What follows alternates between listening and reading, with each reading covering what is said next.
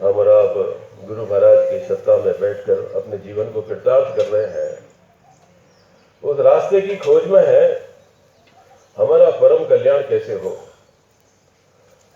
इस जीव का कल्याण कैसे हो, इस शरीर का कल्याण कैसे हो, इसके अंदर जो आत्मा है उसका कल्याण कैसे हो, और इन सब से निकल करके हमारा जो अपना खुद का अस्तित्व है उसमें हम कैसे रमे, उस परम पद की सत्ता में हम रमे कैसे, उस परम पद को हम कैसे प्राप्त करें।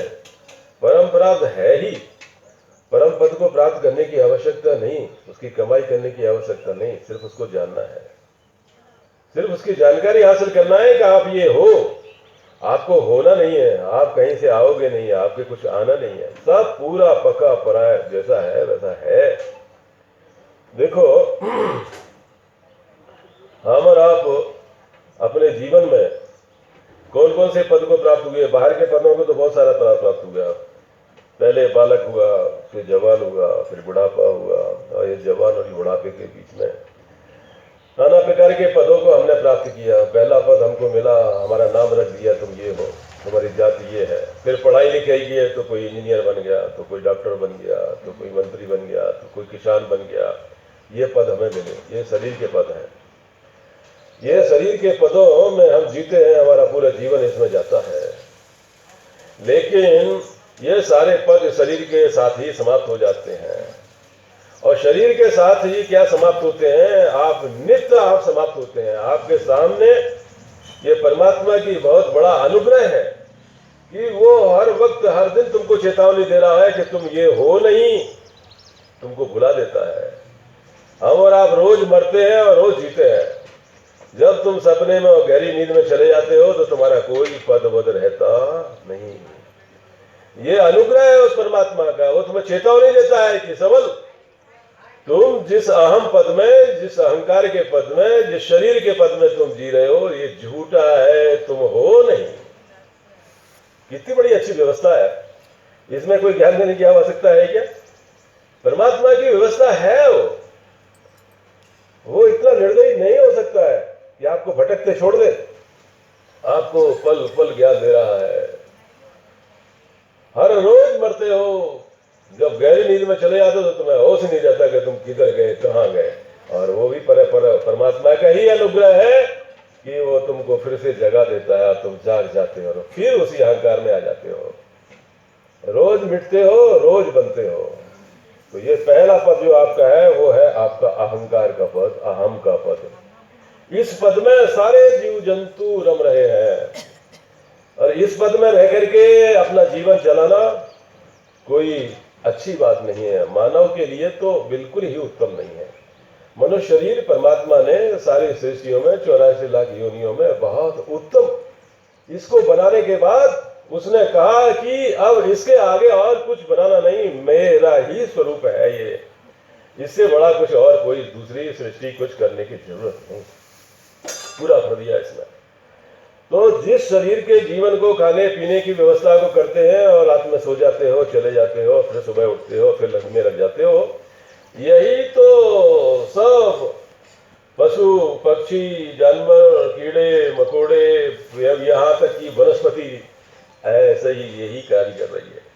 तो हम इसलिए मानव शरीर में रहते हुए भी हम 84 लाख योनि में ही जी रहे हैं। कोई फर्क नहीं तुम्हारे जीवन का और दूसरों के जीवन का, अन्य योनियों में जीवन का कोई फर्क नहीं है।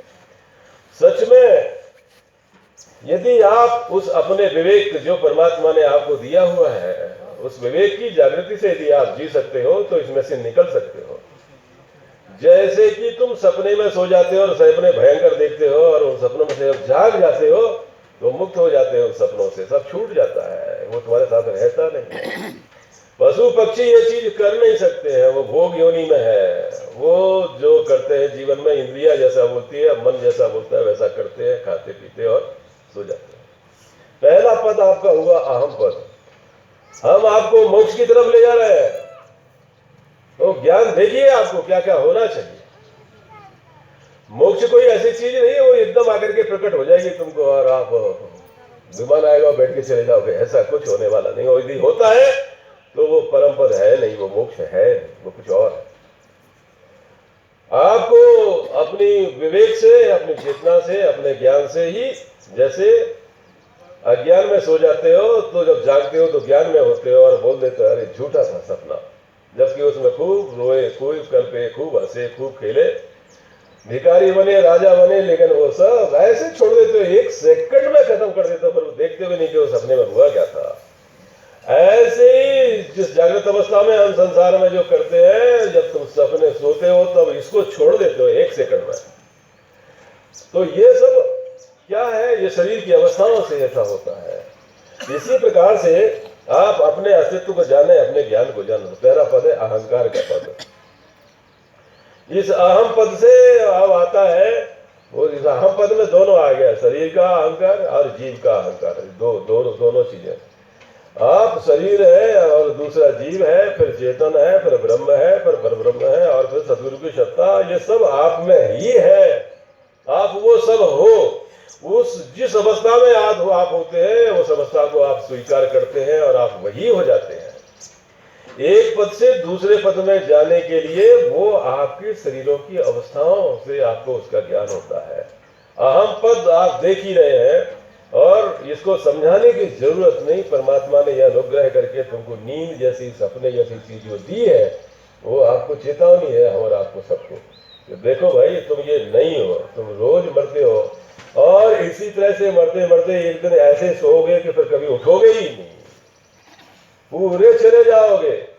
इसलिए पहले ही समझो और अपना काम कर लो। इस अहम पद को छोड़ो, जीव पद को छोड़ो। जीव क्या है? जिसमें मन है, बुद्धि है, चित्त है, चेतन है। इसके परे जो अवस्था है वो ध्यान की अवस्था है। वो तुम गहरी नींद में जब जाते हो तुम्हें कुछ पता नहीं होता, कहीं सपना नहीं होता है, कुछ नहीं होता है। ऐसे ही उस अवस्था में जो ध्यान की अवस्था होती है, जब भजन करते हो, ध्यान करते हो, सांस सांस के जरिए जाते हो, तो मन आपका शांत होता है और मन के परे तुम अपनी चेतना में चले जाते हो। वो है आपका कारण शरीर, वो है आपका आत्म चेतन पद। एक हुआ अहम पद जिसमें जीव पद आ गया, इसके परे जो पद है उसको बोलते हैं आत्म चेतन पद। चेतन पद, आत्म चेतन पद। अंदर अपने आत्मा में देखा, अपने अंदर उतर करके जीव भाव से परे यदि जब आप गए तो अपने आत्म पद में पहुंच गए, अपने अंदर उस चैतन्य को देख रहे हो। ये है आत्म चेतन पद। उसके बाद फिर वही आत्म चेतन जो आपके अंदर है, फिर वही दूसरों के अंदर देखो कि उसके अंदर भी वही आत्मा है। उस शरीर को देख करके देखो कि ये शरीर है, इसके अंदर ये जीव है, और इसके अंदर वो, इसके परे जो आत्म चेतन हमने जो अनुभूति की वो इसके अंदर भी है, इसके अंदर भी है। वो सभी प्राणियों के मात्र में है, अंदर है। वो जीवन बन जाता है, वो चलता है, फिरता है, दौड़ता है, सोता है, बैठता है। ये जितनी प्रकृति है, जहाँ जीवन, जिधर जिधर भी जीवन है, उसमें उस चेतन पद को जो देखते हो उसको कहते हैं ब्रह्म पद। सब जगह भरपूर उस चेतन के पद को, उस जीवन को जहां जहां देखते हो, तो अब आप पहला हो गया आत्मज्ञानी, अब होते हो ब्रह्म ज्ञानी। तो ब्रह्म ज्ञानी में मतलब सब जगह उसी ब्रह्म की सत्ता को देखते हो। तुम शरीर से, जीव से परे अपनी ब्रह्म सत्ता में होते हो। तो आत्मज्ञानी हुआ वो और ब्रह्म ज्ञानी हुआ ये कि सब जगह उसी चीज को देखना। तुम ये नहीं हो, लेकिन आप एक एक पद से जाते हो। जो जहां जिस पद में ठहर जाता है और उसी को कहता है तो ब्रह्मज्ञानी, यानी कि वहां तक, वहां वेदों का जो ज्ञान है वो है ब्रह्म सत्यम जगत मिथ्या अहम ब्रह्मास्मि, अयम आत्मा ब्रह्म। ये आत्मा ब्रह्म है और वो कहते हैं शो हम शिवो हम, मैं वही हूं। लेकिन ये एब्सोल्यूट ट्रूथ नहीं है। It is truth but not absolutely truth. ये सच्चा है लेकिन तुम वो नहीं हो, तुम ब्रह्म भी नहीं हो, तुम चेतन भी हो नहीं। तो अहम पद, आत्मचेतन पद और ब्रह्म पद, इन पदों को आपको हासिल करना पड़ेगा। इन पदों में जीवन जी करके देखना होगा, तब कहीं आप परम पद को जाओगे। परम पद को पाने का हमें हमारा लक्ष्य होना चाहिए। हमें हमारे सिद्धांत को समझना होगा कि तुम परम पद को कैसे प्राप्त करोगे। पहले अहम पद को जानो, समझो। अहम पद के बाद आत्मचेतन पद, अपने अंदर अपने स्वरूप में अपनी आत्मा को देखना, यह आत्मचेतन पद। उसी आत्मा को सब जगह सब में देखा, हर प्राणी में वो देखना, वो हो गया ब्रह्म पद। अब अपने आप को टटोल लेना। आप लोग इतने दिन से भजन कर रहे हो, इतने दिन से भक्ति कर रहे हो, आप कौन से पद में जी रहे हो? सीधे सीधे परम पद को नहीं पाओगे। अपने आप को देख लो। आप बोलते हैं कि महाराज हमारा भजन तपास, आमच्या भजन तपासून घ्या, आमच्या कसं काय चाललं. काय चाललं नाही, जसं चालतं तर तैसे चाललंय, तिथेही उभे आहे तुम्ही. जर तुम्हाला हे ज्ञान आलं नाही, जर हे तुम्हाला समजला नाही, तुमचा जीवन बदलला नहीं, मन कशाला मोक्ष होगी? कैसे मोक्ष प्राप्त करेंगे? कैसे परम पद प्राप्त करेंगे? जैसे पांचवी का बच्चा ए फॉर एप्पल ही बोल रहा है, और उसी A for apple, B for boy, C for cat इसमें लगा हुआ है, और उसको बोले ये क्या है, ए बना के दिया तो वो बोलता ए फॉर एप्पल। वो ए फॉर एप्पल बोल रहा है तो नर्सरी में ही है। एप्पल छोड़ के सिर्फ बोलता है ए है, वो बी है, वो सी है। B for boy, C for cat नहीं, ए बी सी। और उसके आगे फिर ए बी सी की बात नहीं थी, जो ऐसा आपने लिख दिया तुरंत उसका उच्चारण बोलता है। A double P L E, apple, M A N, man, man बोलता है। एम ए एन नहीं बोलता, वो मैन बोलता है, एप्पल बोलता है। मतलब वो वर्णमाला से भी आगे निकल गया। तो आप अपने आप को टटोलो, तुम्हारा भजन कितना हो गया, ये बात यूं नहीं है। तुम्हारा ज्ञान कितना बढ़ गया, ये बात यूं है।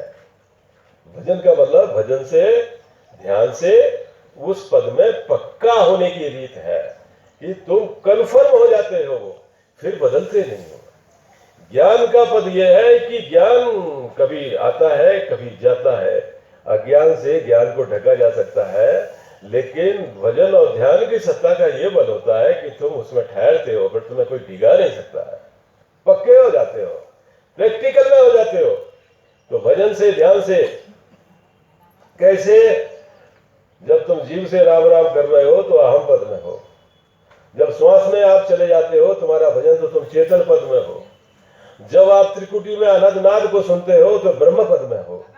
जब तुम्हारा ध्वनि बाहर निकल जाता है, उसमें जाते हो, तो तुम परब्रह्म पद में हो। जब उस ध्वनि के परे भी आप अपने सह सत्ता में चले जाते हो, सिर्फ तुम बचते हो, ये परम पद है। इसमें कोई कठिन बात है? आपको थ्योरी भी बता दिया और प्रैक्टिकल भी बता दिया। अब तो क्लियर है ना? कुछ शक हो गई रही क्या? थ्योरी बताइए कि तुम जीव पद में हो, तुम अहम पद में हो, तुम चेतन पद में हो, तुम ब्रह्म पद में हो, तुम परब्रह्म पद में हो सकते हो, तुम सतपद में जी सकते हो। एक तो ज्ञान दृष्टि से इस चीज को समझना है, और वो पद उसमें हमेशा रहने के, डटे रहने की बात उसमें बनी रहे, उसके लिए ध्यान है, भजन है। भजन माने रिपीट, अभ्यास। अंदर उतर करके उसमें जीने लगो आप, तुम्हारा जीवन बन जाए वो। उसके लिए ध्यान और भजन। तो ध्यान की अवस्था कहाँ है? तो अब आप देख लो, तुम्हारा भजन कहाँ है, तुम्हारा ध्यान कहाँ है, तुम्हारा ज्ञान कहाँ है, और तुम कौन से पद में जी रहे हो। यही तुम्हारा मोक्ष है। यदि यहां तुम्हारा जीवन नहीं बदला, यहां तुम ज्ञान की सत्ता में नहीं समझ पाए, तो परमात्मा भी तुम्हारा कल्याण कर नहीं सकता। महाराज फरमाते हैं, सो मोरे बस है नहीं, निज मन न्यारो होए। मैं अनंत हंस की आज्ञाओं से तासे रहूं जुगमा हीरे। में अनंत हंस को ले जाने के लिए यहाँ आया, लेकिन मैं क्या करूं, ये बदलता ही नहीं है, ये बदल ही नहीं रहा है। और इसका बदलना इसी के हाथ में है, कोई दूसरा नहीं बदल सकता। इसको ज्ञानी को मैं ज्ञान देऊं, भेदी को समझाऊं, कै सुख राम अज्ञानी आगे हाथ जोड़ में। ओ दादा तुमको प्रणाम, तुम नहीं सुधर सकते, मैं तुम्हारा कुछ कर नहीं सकता। इसलिए जो गुरुपद किसको कहते हैं? गुरुपद में सुख राम के जे शिष साचा होए, तो देवल इंदो चढ़ गयो पथ पराक्रम जोए। ओहो, आज मैं ये भूल गया, सॉरी।